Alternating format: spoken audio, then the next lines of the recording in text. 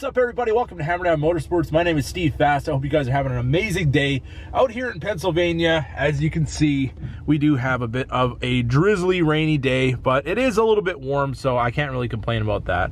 As you can see, we do have just over 2,000 miles on the 2019 Ram, and we are at low fuel. One thing that I did notice about the Ram, it shows low fuel, but it almost looks like you have just under a quarter tank. So the gauge is a little misleading, because normally on a vehicle, if you saw the gauge showing that much fuel, it probably wouldn't be that close to empty. But on the Ram, it does show it rather early. So for those of you who are wondering, we are averaging about 13.2 miles per gallon, which is an improvement on what it was showing before. When we first got the truck, it was about 11. So it's starting to slowly break in and get a little bit more of an improvement. Or maybe it's that we've been driving it and now it can actually measure how much fuel we're using on average. But either way, it's starting to improve, and that is a good thing. I just wanted to talk a little bit about having this truck for a couple of months. We've got a couple thousand miles on it now, starting to kind of get to know it a little bit. Like when you test drive a vehicle, like I've said in other videos, you really don't get to know that vehicle until you've had it for a little while. So I always like to make these videos so people can actually see what somebody's opinion is on the vehicle after having it for a little while. And maybe there's some things that they wouldn't notice just on a first impression. But before we get into all of that, we are at the gas station. So let's get this thing filled up and show you guys how much fuel this truck takes when the gauge is at that level and the low fuel light is on. So as you saw, it took 21 gallons at $71 to fill up from not exactly empty on the gauge, but it was giving me the warning, so I figured it was time to get some fuel in this truck. But maybe it does have more of a capacity. I'm not exactly sure the size of the fuel tank. I'm gonna have to look that up. But either way, it was a fairly empty tank, and yeah, gas prices aren't terrible, but I mean, 71 bucks, it can get a little pricey to fill up a truck. So on a rainy day like today, I'm definitely glad I have the brand new Mopar splash guards. If you guys didn't see my previous video on the install on that, definitely go check that out. And also, if you guys aren't subscribed and you do enjoy the content, definitely hit that subscribe button. We have plenty more coming. Hit the bell notification so you guys don't miss any videos. We do have a whole lot more coming with the shop build, the new Ram, we've got the Camaro, we've got all kinds of stuff ready to go. So you guys aren't gonna wanna miss it. All right, so we've had the Ram for 2,000 miles now, problem-free miles. We had one recall in the mail just for the power pedals. I guess there's some issue with those. If it's at a certain position, I guess there's an issue. I didn't really read the letter just yet, but I kind of have them in a middle position, so I'm not really thinking that it's going to be an issue for me just yet, but I will be getting that looked at very soon. I do have to take it back to the dealership for a couple other things that I'm adding on, nothing to do with warranty or anything like that. I do want to get a trailer brake controller for this truck, but also that has been pushed back. It was pushed back 2 months when I ordered it, and now it's pushed back till June, I believe. So I'm gonna have to wait a little while until I can pull my big trailer with this, the race trailer that is. And yeah, it kind of sucks, but I guess they're working out some bugs. But either way, at least when I get it, it's gonna be right. I'd rather wait and have it be right than to get it and have issues with it. So another thing, we are going to be doing the box lighting. Now, if you don't have box lighting on your Ram, you can get it done. There are little plastic covers in the box, and you can get them from Mopar. They're under 200 bucks, so they're not horribly expensive. And I do plan on doing a tonneau cover on this truck, so the bed lights really aren't going to do a whole lot, the ones that are currently on the cab. So these ones are going to shine down inside the box when the tonneau cover is pulled, and then that's going to make everything so much nicer when you're trying to find things in your box at night. So all in all, the experience with the Ram has been really good. The ride quality is good. You don't get a whole lot of noise. It does have the noise canceling and everything like that in the cab.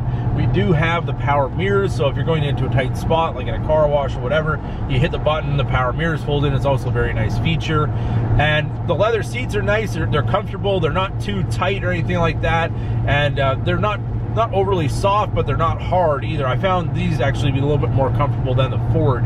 So very happy with the seat quality, and I do like the little bit of suede and everything that they put in. I know they put those in the earlier Dodges in like 2003 and things like that. I really kind of like the way that was on the Laramie Sport. So they did incorporate that in this vehicle as well. It does have a really good infotainment system. We do have the 12-inch screen, which is absolutely amazing. When people get into this truck, there's wowed by the screen on how big it is. And you know, you could run two different things on it, so it just really kind of makes that capability a lot better, and it's really a nice thing to have, especially in a truck. Another thing is the size of the cab is absolutely amazing too. if you have to put groceries in here, I've got a big load of groceries from Costco, and I just flipped up the back seat and everything fit in there, no problem whatsoever. So definitely a lot of storage in this thing, and you don't even have to use the bed if you don't want to. I mean, a lot of times when I'd get groceries, I'd use the tonneau cover and just be able to throw everything underneath if it's not too hot out. But either way, with this truck, you really don't have to worry about that. It's got tons of room inside.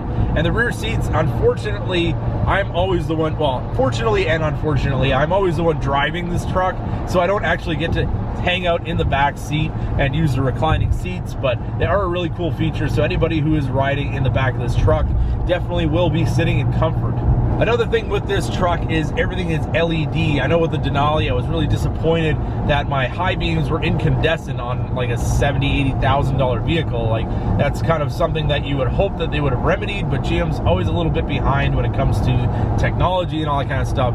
And there's a good reason why the new Ram is Truck of the Year. It was Truck of the Year in 2010 when I bought that one, and it's Truck of the Year again in 2019 with this refresh, and it's absolutely an improvement in so many different ways. I mean, they kept the things that made it unique and cool back in 2010, like the little boxes that you could put stuff in that's in the floor in the back, and they improved things like getting rid of the hump in the middle. So in this cab, you have a flat floor, which is pretty awesome, especially if you ever want to go camping or whatever like that, and it's just you and you want to flip out the back seats, throw a sleeping bag in the back. You're not going to be doing the arch or whatever over top of that hump in the back, or you can probably sleep on the seat or whatever, but either way, it's just kind of a nice feature. I know Ford did that a few years back, got rid of the hump on the floor, and it just made it so much easier to try to get stuff in there. You're not going to put something on that and have it roll off or whatever, but it is just a nice feature. So as far as driving the truck at night, it is absolutely amazing lights. They're all LED. The fog lights are LED, and it's got a really cool feature. If you don't have your fog lights on and you turn your wheel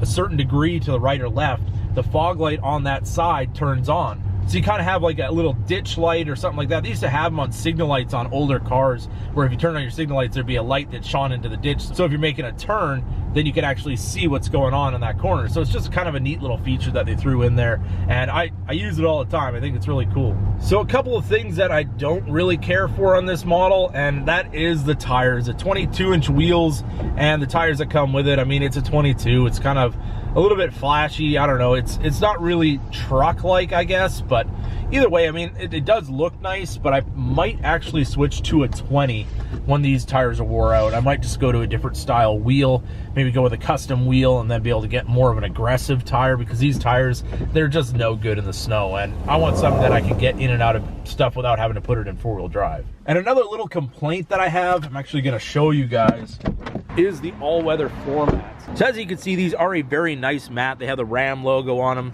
If you lift them up, you've got your little box under here like I was talking about before, but they do have a fatal flaw. Now, these are kind of overlapped here in the middle, but they're not one piece. You lift this up, and there's your carpet underneath. So now, if you spill something on this mat, it will run onto your carpet, which is not good. So if you don't have these mats already from the factory like I did, I would probably go with a WeatherTech rather than the factory ones. And how do I know that they leak, you might ask? Well, I already had a spill in the back, and that's how I discovered the flaw, and I had to clean my carpet with 1,000 miles on my truck. Not too happy.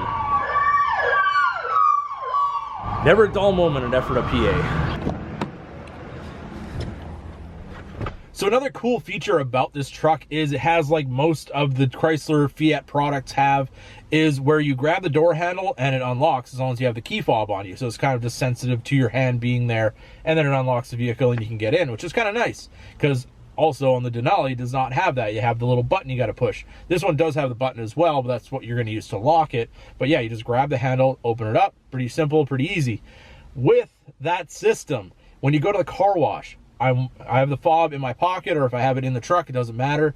And I'm washing the truck, and the thing is unlocking itself constantly. Anytime the water would actually go behind that handle, it would activate that system, and it kind of annoys me. I mean, every time I'm washing the car, the lights are flashing, it's unlocking every time. It's just, I don't know. It's something that maybe they have to go into the research and development and fix, but it is a little bit annoying. But all in all, with this truck, I really have enjoyed the ownership experience. This has been a nice truck to drive. This is actually what I've been driving all the time. I don't really drive the Range Rover much. That's my wife's car, and the Denali has just basically been the family car now, so I don't really drive that as much either. So this being my main vehicle, I'm very happy with all the features that are in it. So with that being said, I just wanted to give you guys a quick 2,000 mile update. I know if you guys have any questions, I'll definitely throw that in another video, or I can answer you in the comments section. So drop in the comments if you guys have any questions at all about this truck. We are going to be moving on in the next video, doing some more modifications to it, get it more the way I want it accessory wise, and we can get all that sorted out. But there's many more to come on this truck, so if you guys enjoyed the video, don't forget to give it a big thumbs up.